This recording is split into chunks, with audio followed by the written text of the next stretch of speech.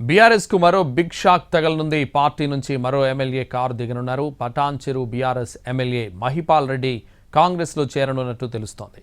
తన అనుచరులకు ఫోన్లు చేసి పార్టీ మారుతున్నట్లు చెప్పారు మహిపాల్ రెడ్డి.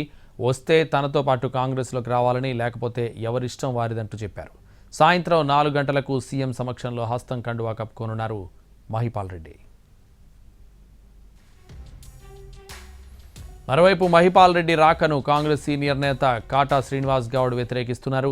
ఆయన పార్టీలోకి వస్తే సహకరించేది లేదని చెబుతున్నారు. 15 ఏళ్లు ప్రతిపక్షంలో ఉండి ఆయనపై పోరాటం చేశామని చెప్పారు. ఒకవేళ మహిపాల్ రెడ్డి కాంగ్రెస్లోకి వస్తే తన దారి తాను చూసుకుంటానని కాటా అనుచరులతో చెప్పినట్టు తెలుస్తోంది. సోషల్ మీడియాలో మహిపాల్ రెడ్డిపై వీడియోలను షేర్ చేస్తుంది కాంగ్రెస్ పార్టీ.